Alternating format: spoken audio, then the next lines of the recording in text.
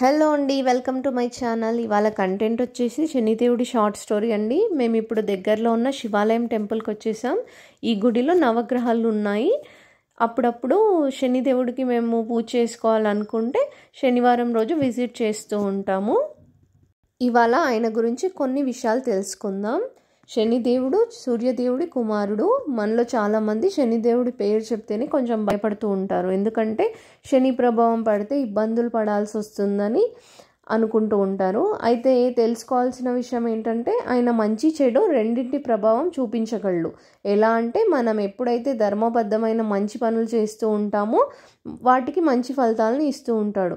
ఎవరైతే అవన్నీ పాటించకుండా ఇష్టం వచ్చినట్టు వేరే వాళ్ళని ఇబ్బంది పెడుతూ అలాంటి కార్యక్రమాలు చేస్తూ ఉంటారో వారిపైన చెడు ఫలితాలని ప్రభావింపజేస్తాడు. ఎవరైతే న్యాయం నిజాయితీ లక్షణాలను కలిగి ఉంటారో వాళ్ళకి అన్ని శుభ ఫలితాలే ప్రసాదిస్తూ ఉంటాడు. సో మంచి చెడు చేయడానికి మనం ఏదో చేయాల్సిన అవసరం లేదు.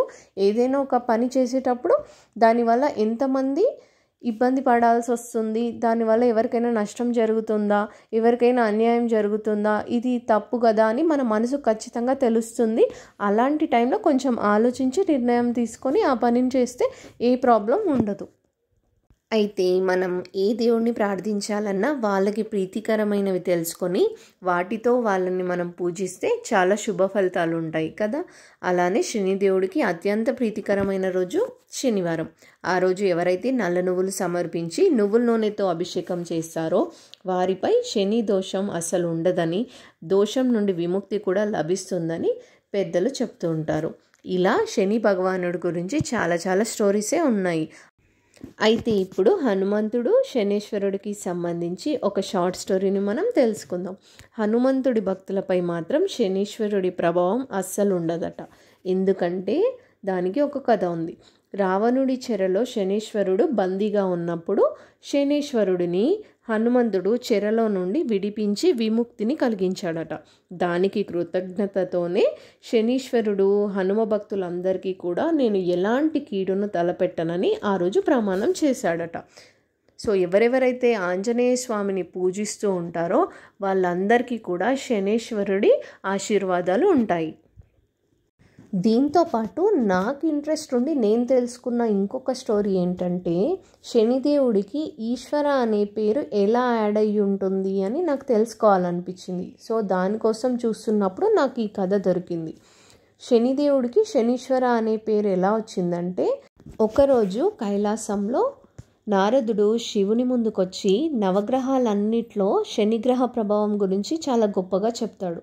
ఇదంతా విన్న శివుడికి ఎక్కువగా పొగుడుతున్నాడు అనిపించి, అయితే అంత సంపన్నుడైతే నన్ను పట్టుకోమని చెప్పు అని నారదునికి చెప్తాడు. అదే విషయం వెళ్ళి శనిదేవుడికి నారదుడు చెప్తాడు.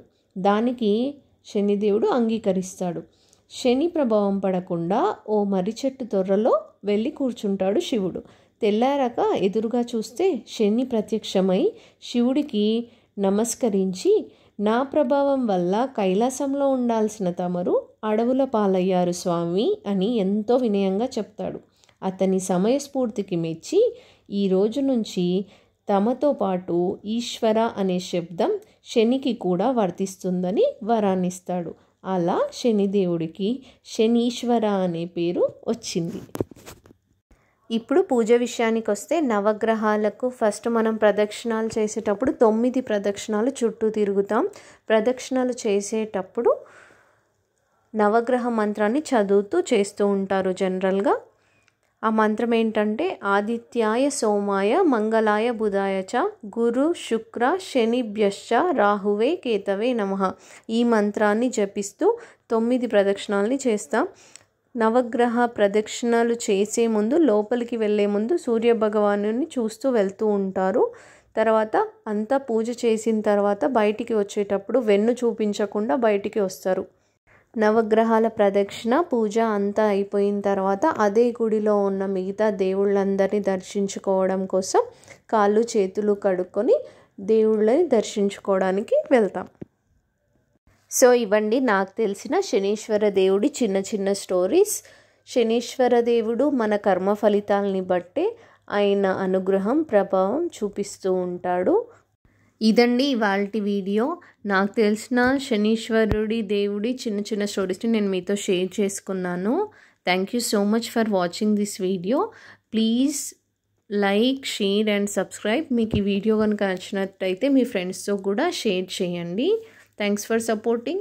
బాయ్.